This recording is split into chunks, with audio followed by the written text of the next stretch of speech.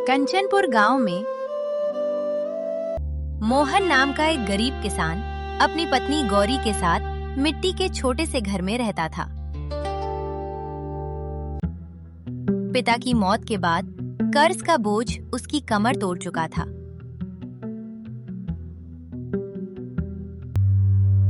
सुबह का वक्त था। चूल्हे पर थोड़ी सी सब्जी पक रही थी और घर में खामोशी पसरी हुई थी। मोहन जैसे ही दरवाजा खोलता है, सामने खड़े थे गांव के सबसे लालची जमींदार ठाकुर बलदेव सिंह। आंखों में घमंड, चेहरे पर क्रूर मुस्कान और साथ में 2 नौकर। मोहन, बहुत दिन हो गए, अब मेरा पैसा लौटाने का वक्त आ गया है। ठाकुर साहब, मेरे पिता के कर्ज के बदले में अपनी सारी जमीन आपको पहले ही दे चुका हूँ। खेत, मेर, नाली, सब कुछ। जमीन दी थी, लेकिन पूरा हिसाब नहीं चुकाया था। अब सुनो, अगर पैसे नहीं हैं, तो ये घर मेरे नाम कर दो। ठाकुर साहब, यही तो हमारा आखिरी सहारा है। इस घर के बिना हम कहाँ जाएंगे? मुझे बहाने नहीं चाहिए। कर्ज होता है। 1 हफ्ते का वक्त देता हूँ, या पैसा दो या घर मेरे नाम कर दो। इतना कहकर ठाकुर बलदेव अकड़ते हुए अपने नौकरों के साथ चला गया। सच तो ये था कि वो पहले ही मोहन की जमीन हड़प चुका था और अब उसकी लालची नजर इस छोटे से घर पर टिकी हुई थी। कंचनपुर गांव में ठाकुर बलदेव सिंह का राज सिर्फ उसके खेतों तक नहीं, बल्कि गरीब मजदूरों की मजबूरी तक फैला हुआ था। पूरा गांव उसी के खेतों में काम करता था, क्योंकि और कहीं रोजी नहीं थी। ठाकुर साहब, आज महीने का आखिरी दिन है। घर में चूल्हा नहीं जला है। मेरी पूरी मजदूरी दे दीजिए। ठाकुर बलदेव बिना कुछ कहे जेब में हाथ डालता है और कुछ नोट जमीन पर फेंक देता है।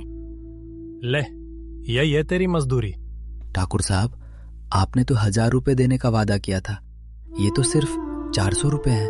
वादा किया था, लेकिन तू 2 दिन काम पर देर से आया था। साहब, 2 दिन के तो 200 रुपए ही कटते हैं। आपने 600 रुपए काट लिए। मेरे बच्चे स्कूल से निकाल दिए जाएंगे। मजदूर की आंखों में आंसू थे, लेकिन जुबान पर खामोशी। बाकी के पैसे इसलिए काटे क्योंकि तूने मेरे घर का पानी पिया था। साहब, पानी पर भी कभी कोई मजदूरी काटता है क्या? मैं काटता हूँ, याद रखना। मेरे यहाँ कुछ भी मुफ्त नहीं मिलता। गरीबी ने मजदूरों को गूंगा बना दिया था।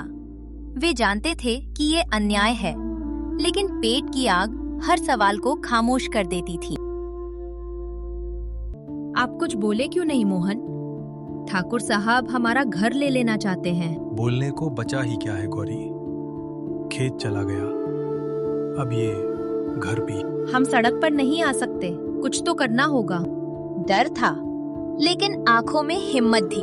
मैं ठाकुर के खेतों में मजदूरी कर लूंगा, शायद कर्ज कुछ कम हो जाए। नहीं मोहन, मजदूरी से हम बस जिंदा रहेंगे, आजाद नहीं होंगे। तो फिर क्या करें? अगर काम करना है तो शर्त पर करेंगे और हर बात कागज पर लिखवाएंगे। ये पहली बार था जब अंधेरे में किसी ने रोशनी की बात की थी। लेकिन ठाकुर कागज पर क्यों मानेगा? जब उसे अपना फायदा दिखेगा तो वो जरूर मानेगा। ठीक है गौरी, कल सुबह मैं ठाकुर के पास जाऊंगा। हम हार नहीं मानेंगे। भगवान मेहनत करने वालों का साथ जरूर देता है। उस मिट्टी के घर में उस रात नींद नहीं आई, लेकिन उम्मीद पहली बार जागी थी। मोहन ने हिम्मत जुटाई और ठाकुर बलदेव सिंह की हवेली की ओर चल पड़ा। मालिक, मोहन आया है। अरे वाह, लगता है फैसला कर लिया इसने। बुलाओ अंदर। तो मोहन, पैसा लाया है या घर के कागज? न पैसा है न घर दूंगा। मैं आपकी जमीन पर काम करना चाहता हूँ। ठाकुर की आंखों में चालाकी चमकी। काम करेगा? ठीक है, 2 महीने मेरे खेत में काम कर, कर्ज माफ। एक बात और है ठाकुर साहब। और क्या? ये सुनकर ठाकुर बलदेव का चेहरा एक पल को सख्त हो गया। गांव में आज तक किसी ने उससे लिखित समझौते की हिम्मत नहीं की थी। तुझमें इतनी हिम्मत? कागज चाहिए? जी ठाकुर साहब, ताकि आगे कोई गलतफहमी न रहे। ठाकुर ने सोचा 2 महीने में इसे फिर फंसा लूंगा, कागज से क्या होता है। ठीक है मोहन, लिख देते हैं। 2 महीने काम, फिर कर्ज खत्म। मालिक, ये सही है ना? तू बस देखता जा। धन्यवाद ठाकुर साहब। मोहन के हाथ में अब सिर्फ कागज नहीं था, बल्कि एक उम्मीद थी। उसे क्या पता था कि असली खेल अभी शुरू होना बाकी था। दिन रात मोहन ने अपनी जान झोंक दी थी।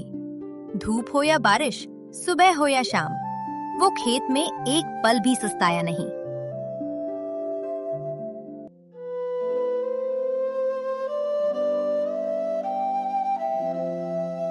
हे भगवान, अगर यही फसल मेरी होती तो मेरी सारी परेशानियां खत्म हो जाती। ठाकुर बलदेव दूर खड़ा लहलहाती फसल को घूर रहा था। उसके मन में नफरत नहीं, लालच उगाया था। इतनी बढ़िया फसल, मैं तो सोच रहा था ये फसल खराब हो जाएगी और इसका घर भी मेरे हाथ आ जाएगा। लेकिन कोई बात नहीं, अब भी खेल मेरे हाथ में है। ठाकुर साहब, अब तो 2 महीने पूरे हो गए हैं। मेरा कर्ज उतर गया ना? ठाकुर बलदेव फसल को ऊपर से नीचे तक निहारता है और उसके चेहरे पर एक चालाक मुस्कान फैल जाती है। हाँ हाँ मोहन, कर्ज तो उतर गया, लेकिन तेरे भले के लिए कह रहा हूँ। अब यही काम करता रहे। मतलब? अब मजदूरी नहीं, फसल का आधा हिस्सा तेरा, आधा मेरा। मोहन की आंखों में आशा चमक उठी। उसे लगा किस्मत अब बदल रही है। धन्यवाद ठाकुर साहब, आपने मुझ पर बहुत बड़ा उपकार किया। लेकिन मोहन ये नहीं जानता था कि ये उपकार नहीं, लालच का अगला जाल था। अच्छी फसल मेरी गाड़ी में डालो। ठाकुर साहब, आधी तो मेरी भी है। जमीन मेरी है, अच्छी फसल मेरा हक है। ठाकुर सारी अच्छी फसल अपने साथ ले गया और खराब दाने मोहन के लिए छोड़ गया। इतनी मेहनत और बदले में बस यही? मोहन की आंखों में आंसू थे, लेकिन हाथों में अब भी मेहनत की लकीरें थीं। आज खाने में कुछ नहीं है, बच्चों को क्या दूं? गौरी की आवाज मोहन के दिल में छुरी की तरह चुभ गई। मैंने पूरी जान लगा दी थी, लेकिन ठाकुर ने सब छीन लिया। गौरी घर के कोने से पुरानी कागजों की गांठ निकालती है। ये वो कागज थे जिन्हें ठाकुर बेकार समझता था, लेकिन यही उसके लालच का सबूत थे। अगर आपको ये कहानी पसंद आई हो तो इसे अपने दोस्तों के साथ शेयर करें और चैनल को सब्सक्राइब करना ना भूलें।